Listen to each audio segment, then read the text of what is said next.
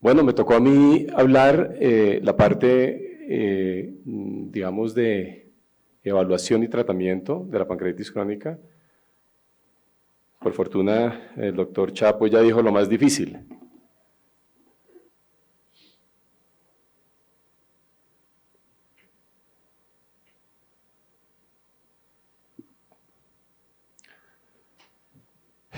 Este es el escenario que usualmente vemos en los pacientes con pancreatitis crónica.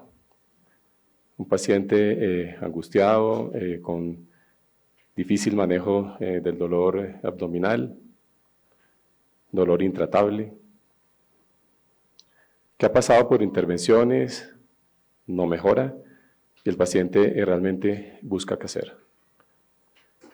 Y frecuentemente pues sucede esto, en una reflexión, y es que sí, hacer lo correcto suele ser lo más difícil. A veces pensamos en las intervenciones del páncreas, los vemos muy complicados, y entonces no ofrecemos lo que realmente el paciente requiere. Entonces, lo ideal es no llegar a tener este pensamiento. Lo correcto puede ser difícil, pero es lo que hay que ofrecerle a nuestros pacientes.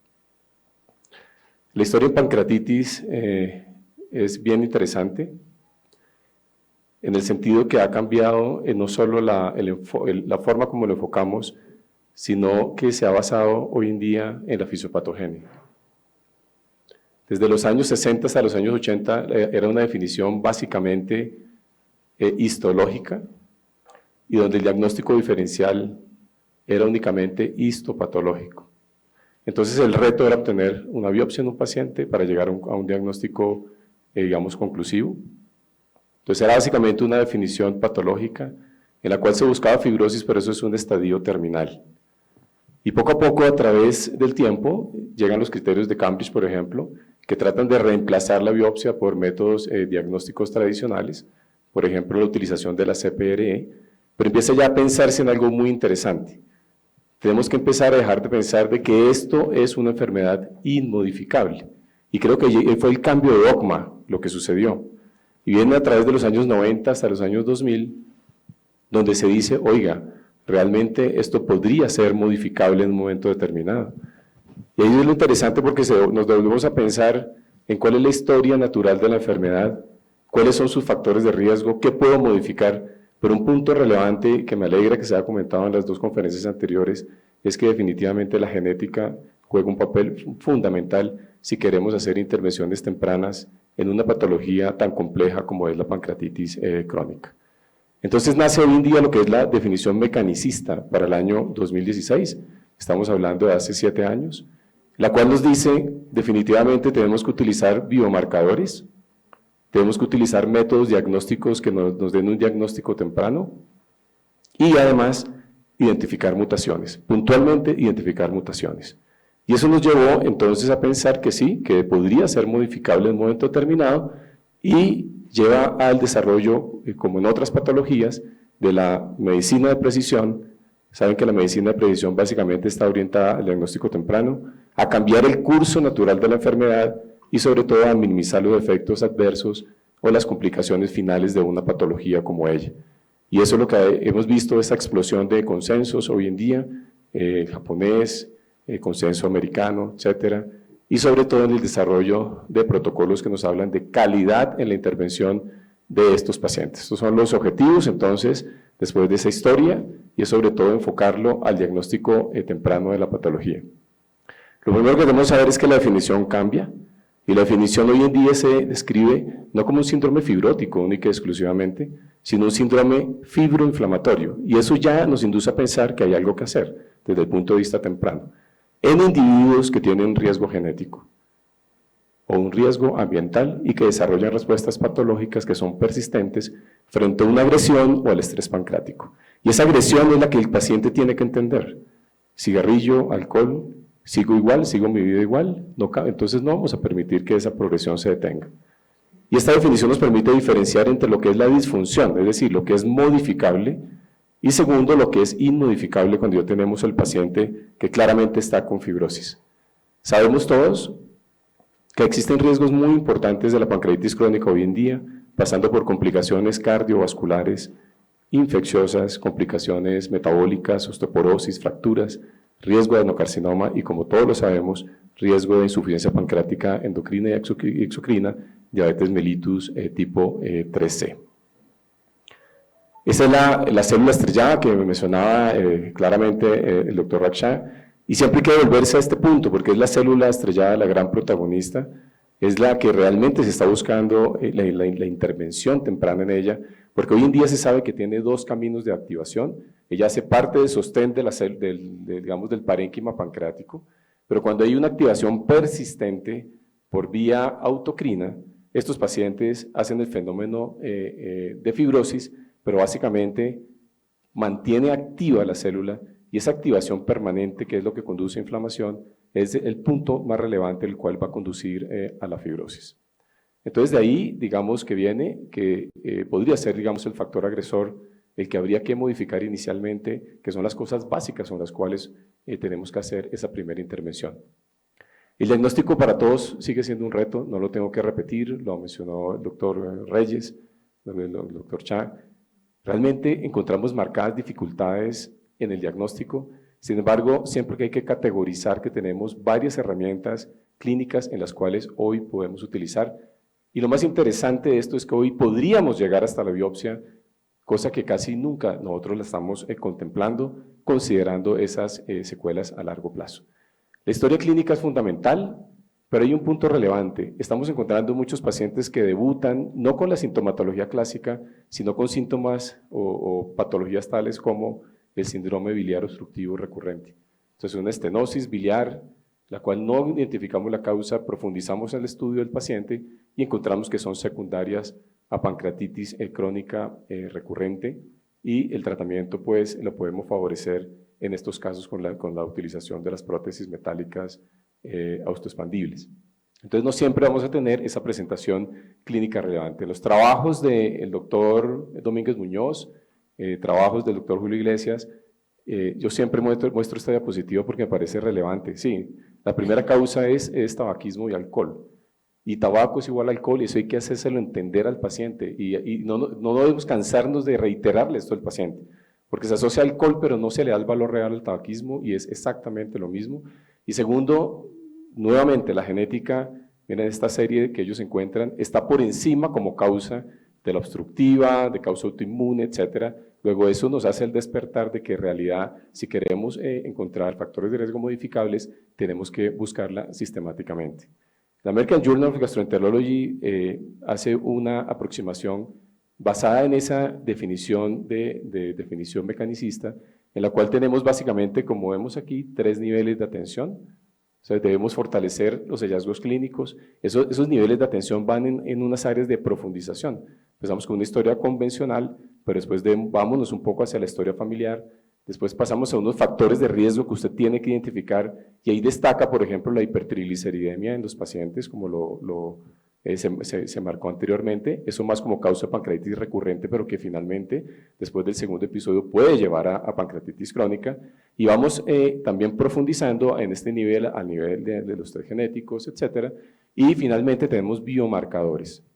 Biomarcadores que pueden ser radiológicos o que pueden ser clínicos. Ningún paciente hoy en día que evaluemos, por ejemplo, le puede faltar como primer nivel una IG4 como enfermedad autoinmune, y así un perfil nutricional muy completo para identificar claramente complicaciones tempranas. Entonces, el llamado ahí es que tenemos que tener hallazgos clínicos en el paciente, pero tenemos que tener factores de riesgo, además unos biomarcadores que están claramente hoy en día identificados, y pues así establecer un plan de tratamiento temprano. De los estudios, ya lo mencionamos, hay una mayor digamos, sensibilidad del ultrasonido endoscópico en los hallazgos, sobre todo pancreatitis crónica temprano. Más sin embargo, se reconoce que el TAC o la resonancia como el examen de elección, lo deberíamos tomar como el primer examen de elección en casos de sospecha de pancreatitis crónica, y reservamos el ultrasonido básicamente por tiene un poco menor de especificidad. Lo reservamos en aquellos casos que tengamos duda diagnóstica, sobre todo en esa patología, como se mencionó en la Clínica Mayo, los primeros casos publicados de la enfermedad pancreática o enfermedad de cambios mínimos, que no voy a profundizar mucho en ello, porque hay toda una conferencia dedicada a la enfermedad de cambios mínimos. Este es el flujograma que propone el American Journal of Gastroenterology, que me parece muy interesante en el sentido de que los pacientes, muchas veces lo que pasa es que cuando llegamos a ultrasonido endoscópico, incluso a escanografía, muchos paran el diagnóstico y descartan y dicen, este paciente probablemente no tiene pancreatitis crónica. Entonces, el paso a seguir necesariamente en el flujograma de atención, ultrasonido endoscópico, y posteriormente, aún con ultrasonido endoscópico, lo llamativo es que si ese paciente tiene pruebas genéticas positivas, por ejemplo, deberíamos seguir el estudio. Entonces, recomendaciones, test con secretina, no disponible en nuestro medio, pero, digamos, ese paciente debe seguir en aproximación. Y si no tenemos el test de secretina, y ahí toda esta carga diagnóstica que nos hace pensar en el diagnóstico, finalmente podemos incluso llegar hasta la biopsia. Por eso se hace hoy en día la recomendación, que el estándar de oro sigue siendo la biopsia en individuos de alto riesgo y evidencia clínica y funcional fuerte y cuyas imágenes las imágenes no son concluyentes. Entonces sí sabemos que el rendimiento de la biopsia, porque es una enfermedad parchada, a veces no nos da, pero es la recomendación actual, porque si queremos hacer intervención, quizás este paciente tiene cambios tempranos no detectables con imágenes y podría ser modificable. No hablaré más de pancreatitis de causa genética, pero ese es hoy en día quién deberíamos en especial, profundizar. No quiere decir que solo los pacientes jóvenes, menores de 35 años, sino que a todos aquellos pacientes que no tienen una causa evidente, está como idiopática, deberíamos profundizar en la causa genética, pero desde luego los pacientes jóvenes tendrán mayor probabilidad. La importancia de ello es que es de origen genético, 5 o 10% de los pacientes pudieran progresar, o sea, tienen un riesgo mucho mayor de progresión hacia adenocarcinoma y tendremos que hacer un seguimiento mucho más estricto. Y hoy en día, la documentación de causa genética hace que hoy en día, digamos, hay grupos en genética que adhieren al paciente y el paciente conoce su pronóstico, conoce su enfermedad, se ayuda con los demás pacientes e incluso, no en nuestro medio, pero en medios como en Estados Unidos, los pacientes son seleccionados, por ejemplo, para terapia de autotrasplante después de la pancreatectomía. Es decir, es muy importante que los pacientes conozcan su enfermedad y sepan que no están desahuciados, como frecuentemente los hacemos sentir. Entonces, esta es la patología, que es la pancreatitis de cambios crónica. Quería decirles que es una entidad nosológica hoy en día reconocida y que estos pacientes, sin duda, deberían ir a ultrasonido bilopancreático para confirmar o descartar su diagnóstico. Esa fue una inquietud que tuvimos para el año más o menos 2012, cuando con la reina Sofía, que el doctor Sabac, el doctor Aponte, teníamos ahí las primeras publicaciones de esta patología y empezamos a profundizar en ello y empezamos a buscar en pacientes con dolor abdominal esos hallazgos sugestivos de cambios tempranos a través de ultrasonido endoscópico, publicación que hicimos en la revista colombiana para el año 2013. Entonces empezamos, por ejemplo, este paciente nos llamó la atención, 26 años, tabaquismo ocasional, dolor mesogástrico, múltiples consultas de urgencias, TAC negativo, milasas un poquito elevadas. Le hacemos este ultrasonido y lo que llamaba la atención para los 26 años es que había puntos refringentes, casi toda la glándula pancreática, especialmente ahí hacia el cuerpo, ahí hacia la cola. Ese paciente finalmente se sospechó la patología, las pruebas de IPM de insuficiencia pancreática exocrina fueron negativas y se mandó inicialmente a consejería genética. Después le perdí yo un poco la secuencia en el momento que estaba haciendo ultrasonido endoscópico. Pruebas indirectas, elastasa fecal no hay duda, que es la que estamos pidiendo en nuestro medio. Ojo con los pacientes que tienen niveles entre 100 y 200 porque hay muchos falsos positivos de la prueba. Entonces básicamente hace diagnóstico de insuficiencia pancreática exocrina si esos niveles están por debajo de 100. De resto los marcadores son indirectos y podríamos también hacer más de forma complementaria a nuestro estudio estas pruebas.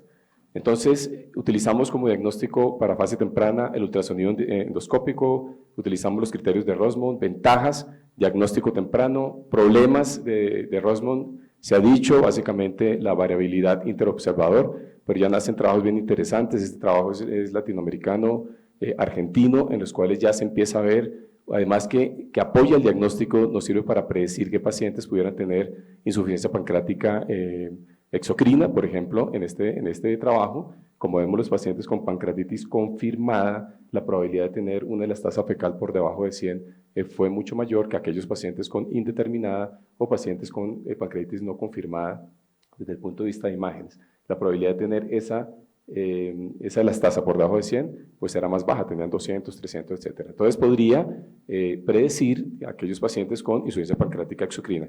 Pero adicionalmente encontraron un punto muy interesante, y es la presencia de focos hiperecogénicos mayores de 2 milímetros con y sin sombra acústica. Recordemos que entre los criterios de Rosmond, un criterio menor es tener esos puntos ecogénicos sin sombra, pero en los 2 milímetros que podrían ser calcificaciones, el hecho de tenerlas ya, que son muy pequeñas y a veces no vistas por otros medios diagnósticos diferentes al ultrasonido, ya podría predecir la insuficiencia pancreática exocrina en sus pacientes. Intentos se han hecho también con la elastografía de ver una predicción de insuficiencia pancreática exocrina a través de ello, a través del strain radio, aquellos con un strain radio que sobrepasa los 4.5, con un punto de corte de 2.25 pudiera sugerir alta probabilidad de insuficiencia pancreática exocrina y nos haría estar muy atentos a la evolución de nuestro paciente. Entrando en estos últimos 6-7 minutos a la parte de tratamiento, quería mencionarles inicialmente que parece lo más tonto, pero es lo más fundamental. O sea, no se pueden dar pasos si esto no sucede. Si el paciente no tiene abstinencia de alcohol, el paciente no suspende el tabaco, prácticamente no podemos evolucionar por el paciente que no va a responder adecuadamente y casi que debemos llevar inmediatamente a estos pacientes a planes de consejería, programas especiales, alcohólicos anónimos, etcétera, y es fundamental, es una recomendación hoy en día basada en la evidencia, pero lo más importante, debe ser un requisito para poder ofrecer estrategias como las que marcaba el doctor Raksha, de terapias intervencionistas que están bien indicadas, pero que quizás muchas veces no responden porque esto es multifactorial. Yo puedo tener dilatación del buirsum, pero es multifactorial, puedo tener causa neurogénica, etcétera, diferente que explica la persistencia del dolor de nuestros pacientes. Aquí tenemos el primer problema en el manejo del dolor abdominal. Hoy en día se considera un estándar de calidad en el manejo de nuestros pacientes. Es un estándar de calidad manejarlos bien. ¿Y por qué? Sabemos que los opiáceos son las drogas más importantes en el manejo del dolor. Beneficios, alta eficacia, bajo costo, problemas, riesgo de adicción.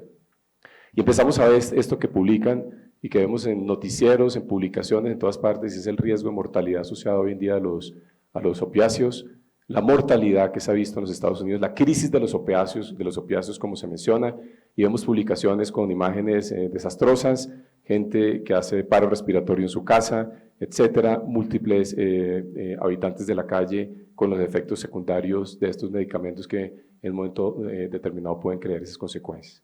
Entonces, esta es la escala recomendada para manejo de dolor en pacientes con cáncer, que ha sido extrapolada para el manejo del dolor en los pacientes con pancreatitis crónica, pero a raíz de esta epidemia del abuso de los opioides, en los cuales, pues, como vemos, el estándar de oro es empezar con como se mencionó, los AINES, y vamos subiendo a opiáceos de baja potencia, codeína, tramadol, seguimos a los de alta potencia y finalmente intervencionismo. Fíjense este paso 3 y el paso 4. El paso 4 se deja el intervencionismo como última, digamos, elección, y entonces ya hay una pregunta, ¿realmente esta escala es adecuada para pancreatitis crónica?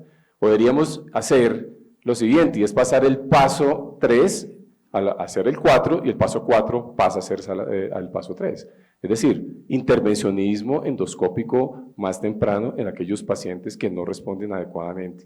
Es decir, tratar de llevar a que estos pacientes no hagan la necesidad de esos opiáceos a largo plazo. Me parece muy interesante ese punto y creo que en la práctica clínica es algo que hemos ido cambiando, digamos, paulatinamente en nuestros pacientes. Manejo de dolor. También hay muchas preguntas de todos en relación al bloqueo del plejo celíaco. Desde los trabajos de este metaanálisis clásico para el año 2010, que mostró la utilidad del bloqueo en pancreatitis crónica o la neurolisis en cáncer de páncreas, mostró que el beneficio del alivio del dolor en los pacientes era más del 50%. Entonces, para un subgrupo de pacientes hay que considerarlo, incluso considerarlo tempranamente. El bloqueo del plejo celíaco funciona en más del 50% de los pacientes y creo que es una alternativa que tenemos a la mano y lo podemos utilizar. Este es un paciente nuestro en San Ignacio que decidimos hacerle un bloqueo, un paciente de 46 años, pancreatitis crónica, manejo de dolor, iba a ascender a manejo ya de opiáceos de alta potencia, hicimos un alto en el camino como en este cambio de orden, digamos, en el manejo de los pacientes y logramos un adecuado control por lo menos durante el año siguiente. Digamos que la literatura muestra que los pacientes suelen mejorar entre 3 a 6 meses y ya vienen propuestas por eso de refuerzos del bloqueo del plejo celíaco ecoguiado ecoguiado aproximadamente después del tercer mes de la primera aplicación, y hoy en día es una recomendación quizás condicional, sin embargo se considera pues para el manejo del dolor de nuestros pacientes. Lo que no puede suceder es que estemos mandándole al paciente enzimas pancreáticas para manejo de dolor. Entonces muchos lo hacen, pero ¿usted por qué recibe eso? ¿Usted tiene síntomas de insuficiencia pancreática exocrina? No, no lo tengo, y tienen enzimas pancreáticas. La evidencia es clara que no sirve. Sirve para la insuficiencia pancreática exocrina, creo que eso no hay que mencionarlo más, lo sabemos, y la recomendación es dosis adecuadas, dosis suficientes para poder hacer adecuado manejo del paciente con insuficiencia pancreática exocrina y disminuir los riesgos de la malnutrición. El paciente aumenta peso, reduce los síntomas, mejora la absorción de grasas, reduce consecuencias de maldigestión y reduce sobre todo la mortalidad en sus pacientes. Es una recomendación clara de la evidencia. Como se mencionó recientemente, el uso de los antioxidantes es una pregunta que todos tenemos, pero de antemano les digo, el problema es que no tenemos una disponibilidad, no están estandarizados en nuestro medio, la evidencia es insuficiente todavía porque el control del dolor, digamos que es limitado. Podría recomendarse en un subgrupo de pacientes, pero tiene un resultado limitado.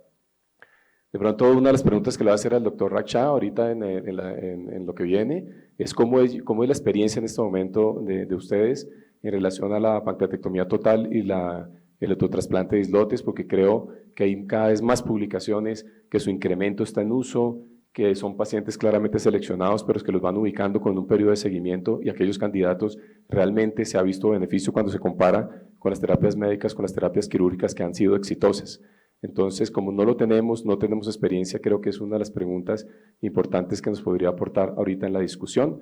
Múltiples publicaciones, webinares, etcétera, donde uno ve realmente hoy en día su utilidad. Nada, esto es para mencionarles que nada sería así si no hacemos lo que se mostró en la conferencia anterior. El intervencionismo pancreático debe estar ahí. ¿Qué problemas hay en intervencionismo? Que hay múltiples publicaciones, que hay múltiples guías, y este esfuerzo que hizo en Pancreatology para el año 2020 de reunir las 3 asociaciones más importantes de páncreas en el mundo, creo que emitió las 15 recomendaciones más interesantes y actualizadas hasta la fecha, y solo les traía la primera, que es la cual pregunta cuál es la indicación real de la intervención en casos de pancreatitis crónica. Desde luego se han descartado las complicaciones, y dice que el tratamiento endoscópico o quirúrgico debe ser ofrecido a los pacientes con pancreatitis crónica con dolor severo persistente. O sea, debemos llevar un orden, pero ese orden debe estar supeditado, digamos, individualmente a cómo percibimos cada uno de nuestros pacientes. Y es una recomendación también basada en la evidencia, que muchos de los pacientes pueden requerir tratamiento quirúrgico, y por qué no ofrecérselo frecuentemente si es la única alternativa de manejo de dolor. Ver el dolor desde afuera es muy fácil, ver el dolor desde adentro de un paciente es causa de suicidio, porque así se ha documentado en la literatura. Entonces, si hay que llegar a cirugía, a pesar de los riesgos, hay que ofrecérselo por un paciente seleccionado, y creo que no se nos debe pasar. Se debe ir a un grupo interdisciplinario, clínicas de páncreas, que digan este paciente podría ser candidato a cirugía, pero no a uso crónico de opioides, por ejemplo.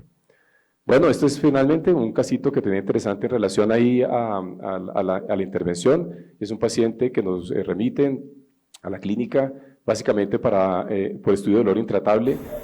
Curiosamente no había unos sesgos claros en la escanografía, pero encontramos ahí, como ven, una lesión, un cálculo con una fuerte sombra acústica hacia el pancreático. Ese cálculo nos midió 8 milímetros y el conducto pancreático ya tenía 8 milímetros de diámetro. Luego ese paciente, sin duda, nuestra recomendación requiere intervencionismo pancreático, extracción del cálculo, porque es parte del manejo del dolor que debe recibir nuestro paciente, y así esas conductas tenemos que sugerirlas.